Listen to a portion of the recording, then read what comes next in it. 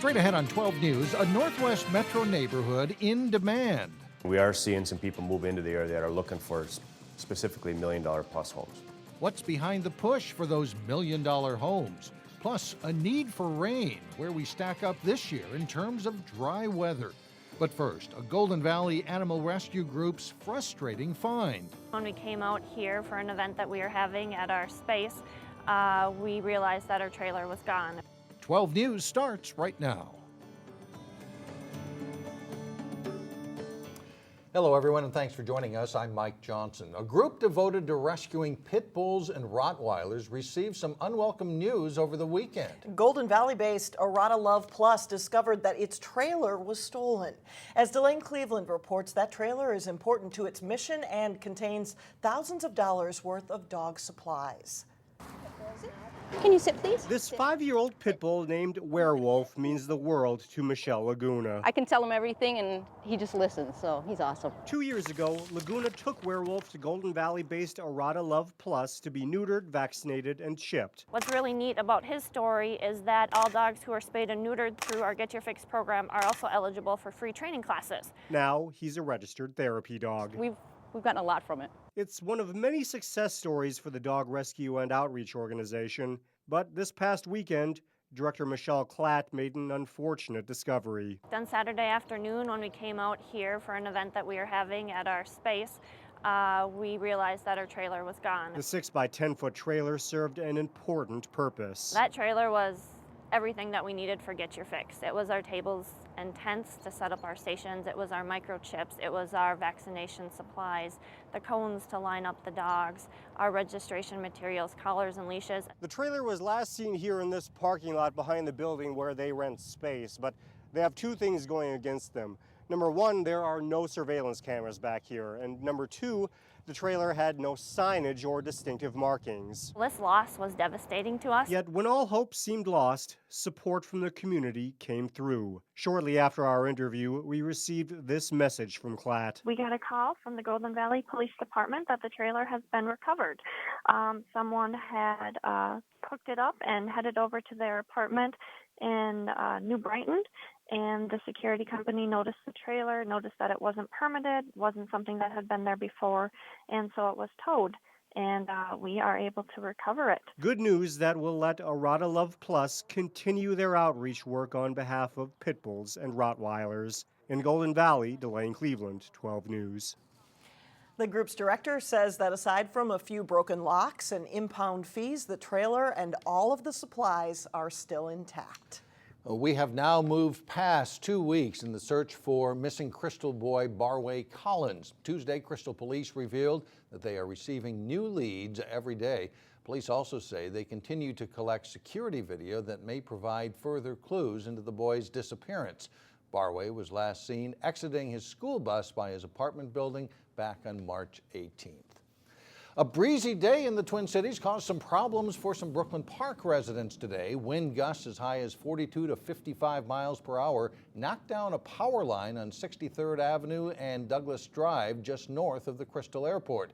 Brooklyn Park Police closed down a portion of 63rd Avenue, rerouting drivers around that downed line. Fortunately, no power outages were reported in the neighborhood.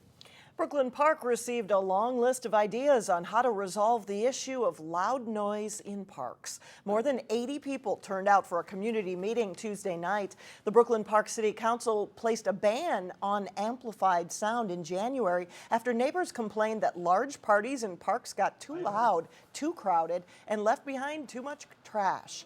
Park users say the ban is unfair and they feel unwelcomed. This is an attempt to give everybody a voice to say my frustration on this side and my frustration on this side has been heard. Because in the middle, aside from when I move this agenda, is going to be an opportunity to find a common solution. Some of the ideas included limiting amplified sound to no more than 4 hours, having noise meters in parks, or allowing only city-owned sound systems where the top volume would be preset. A smaller group of residents, park users, and city staff will decide which ideas might work the best at its meeting on April 15th. Some housing experts are forecasting a good spring for home sales. Buying activity in the Midwest jumped in February, and as Eric Nelson found out, there is definitely a demand for expensive housing in Plymouth. This is no April Fool's joke. When this came available, they went pretty quick. Finance and Commerce newspaper has dubbed O'Donnell Woods as Plymouth's first $1 million neighborhood. And there is a pent-up demand for these pricey digs. We sell a lot of homes to some relocation people, and we are seeing some people move into the area that are looking for specifically $1 million plus homes. Proof of that is this $1.3 million house that is pending sale. Yeah, I would say the market is getting better. With 6,000 square feet, this is luxurious living. 5 bedrooms and bathrooms, a screened porch, an entertainment center, a 4-car garage, and an indoor sport court. I wish I had about 2 or 3 more. We had, in the last couple of weeks, we've had a couple more people that wanted something real similar in this price range. Developers are thrilled with this positive trend and hope it is not just a housing bubble. They believe the key to avoiding a down cycle like 2008 and 2009 is to not oversaturate the market. They're not going to develop a bunch of pieces of land that are going to compete against each other. They're going to take it phase by phase, so we can gradually sell. Most of these homes sit on a 1-acre lot. This particular house provides a view of the woods right in the backyard.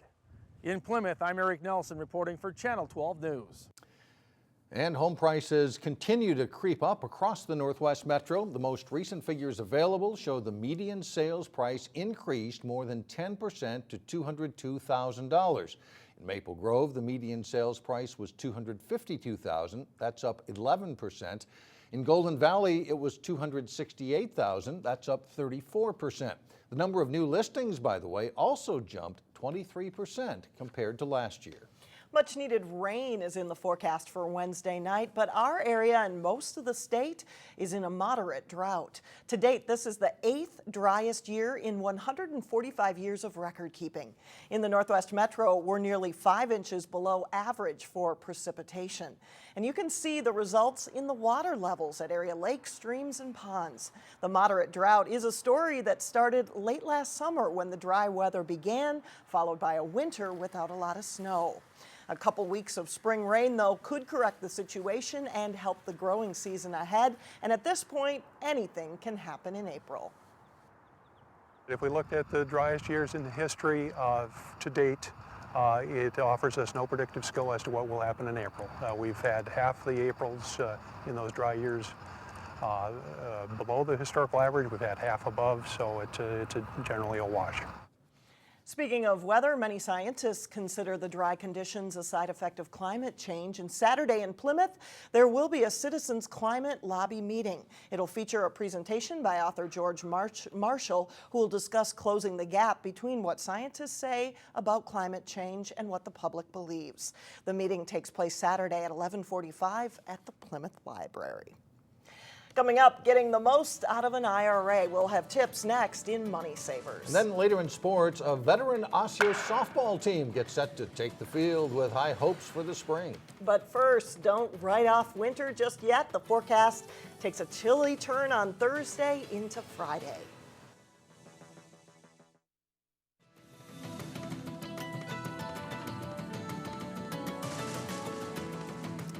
Is the economy moving toward turbulent waters? A new report says while the economy does continue to grow, it is losing steam. The report by Creighton University suggests slowed economic growth in Minnesota and 8 other Midwest and Plains states. The survey points toward weakened demand for non-durable goods, which include food and clothing. The report puts the regional economy just above the threshold for economic growth. Studies show fewer Americans are making it a priority to save money. And one smart way to save for retirement is through an IRA or individual retirement savings account. Today in Money Savers, Shannon Slatton has a few tips on how you can get the most out of your IRA. Congress started the IRA 40 years ago as a way for employees who didn't have a pension to save up for retirement. Today, it is a powerful tool to help meet your retirement goals. The first tip on making the most of your IRA is to try to hit the maximum contribution each year. We see those contributions as fairly precious because it's just $5,500 a year. So in our view, you want to take advantage of that every year consistently. It's $5,500 if you're under 50 and $6,500 if you're age 50 or older. And there's an extension every year that you can take advantage of. You have until April 15th to hit those numbers for the previous year. Then try to invest early in the calendar year. Look at these numbers. A 35-year-old who contributes the maximum each year in January makes about $47,000 more over the course of 30 years than a person who contributes the maximum amount in December. In general, you know, the earlier you can get it into the market, the more time it has to make money for you. And finally, avoid the penalty fees, which you can if you leave that money alone until you're at least age 59 and a half. For Money Savers, Shannon Slatton, 12 News. All right, thanks, Shannon. April Fool's Day isn't so bad, especially when there's a sweet reward at the end of the rainbow. We'll have that story coming up. But first in sports, a young Park Center baseball team is getting set for a new season on the diamond. John Jacobson has that and more in just a moment. John Jacobson joins us with sports now, and you know, if you graduate a lot of seniors from a baseball team, I suppose it's hard to know what you have. They'll find out, though. Right, you can only see so much in practices. Yeah, right. We'll find out here in about a week. Park Center's baseball team had a lot of 3- and 4-year varsity players last season. They started strong before fading and finished 5th in the Northwest Suburban Conference. This year will be a different look for the Pirates after 15 seniors graduated. There'll be new faces all around the diamond. The good news is that the competition for spots has made everyone work hard. And getting outside early, it's been a big help. It'll get us more ready for the season. We'll be ready sooner than we were last year because soft toss doesn't really help you as much as getting live hacks does. That's kind of what we said last year at the end of the year, kind of at our banquet and kind of over the summer. We said, hey, I don't really care if you're an 8th grader, 9th grader. I mean, we're losing 15 seniors and we have lots of opportunities to play here. And then some of you guys are gonna have to fill those spots because there isn't anybody. And a couple of strong returners will lead the way. Senior catcher, pitcher, and corner infielder Andy Brown, and third baseman pitcher Dan Hansen, who's a junior. Pirates may have a couple of the 8th graders in their lineup. It's a team that should get better as the season goes on, as they gain experience. We have a lot of young talent. Throughout the season, we plan on just coming together as a team, playing together, and playing some good baseball overall. I mean, I was kind of looking at this year as not really knowing what to expect, and that's kind of an exciting process too. You know, I know at the end of the year we'll say, I wasn't really expecting that from that guy, or I expected things from a certain guy and we didn't really get that. So, you know, it's a new challenge and it's a new chapter. I'm pretty excited about that. Park Center's season opener is at Anoka next Wednesday, April 8th. In contrast to the Park Center baseball team, Osseo Softball team will field nearly the same lineup as last season. The Orioles have 8 starters back, including pitcher Courtney Calkins, who's now in her 5th varsity season. Osseo tied for 3rd in the Northwest Suburban Conference last season with a 10-4 league mark. They like what they see so far this spring. It looks like we pretty much picked up where we left off last year, which is a good start for us, and I'm pretty excited for our first game. We have a lot of kids that have a lot of experience now and have been through some tough times the last couple of years and have some high expectations of themselves. Well, 2014 was a good season overall. It ended much sooner than the Orioles would have liked. They lost their playoff opener in Section 5 3A and were eliminated. Changing the postseason performance is the main goal this spring. That's right now our biggest motivation, to get past that first round. You know, we've been focusing, we have to start off strong and we have to finish strong. So that's been our main point, is getting a good seed hopefully for sections. And so we'd like to make a push in our conference. At the same time, you know, our eyes are set on the end of the season and doing much better and improved performance at the section tournament. You know, heck, you know, why couldn't we be one of the ones that end up there at the final? I mean, there's some tough teams there and we should be one of them. Osseo opens the season at Wayzata April 13th. Perhaps no other high school sport was hurt more the past couple of years by the late arrival of spring than golf, which is at the mercy of when courses open for the season. So the early snow melt and relatively mild temperatures for a good part of March has helped courses as well as high school golfers. they get ready for the new season. Coaches and athletes alike say getting out for early practices and rounds this spring does make a difference. It's a lot better than hitting off mats inside of that dome in Brooklyn Park. To feel the sunshine on you, feels nice and warm out here. To see the balls rolling on the greens, it's just great to be outside. The greens are rolling pretty nice. The fairways are cut nice, so we're doing pretty good here. The conditions are great, and last year it was horrible. So I think that just being outside is it's just fun. Many local teams, including the Osseo girls here, are scheduled to play their first matches of the season next week. It's supposed to be a little cooler next week, but it doesn't look like there's any snow that'll be on the courses, so it'll be nice. All right. Thanks a lot, John. Still ahead, a day for pranks is also a day for treats. Why people were lining up in Maple Grove when we come back.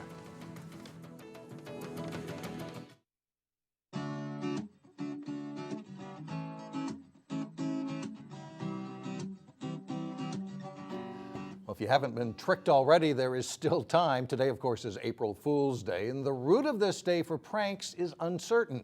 But some historians trace it to the adoption of the Gregorian calendar, which moved the new year from April 1st to January 1st. While the change was widely recognized, those that didn't get the message and continued to celebrate the new year on April 1st were called April Fools. I did not know that. Who knew? No. Did you get pranked? Well, not that I know of, but I'll find out. Yes, that's right. Well, it is no joke. April Fools has turned into a moneymaker. At Nadia Cakes in Maple Grove, employees filled their store with unicorn spirit as customers gobbled up a cupcake named Unicorn Poop. The cupcake comes with rainbow layered and it has a little marshmallow surprise. And that's not all for the fun and games. We have 6 cupcakes that what we refer to as our lookalikes. And we have a kitty litter, chili bowl, snow cone, dog food, spaghetti and meatball, and then our sand cupcake. 4 of those cupcakes are new this year. They brought back spaghetti and meatball and kitty litter. I'll just go with the Did you get regular past the name and just eat it? I can't. Not for me. That does it for us. Thanks so much for joining us. Stay with us. Community Corner is coming up next, and we'll see you back here again tomorrow beginning at 4 o'clock.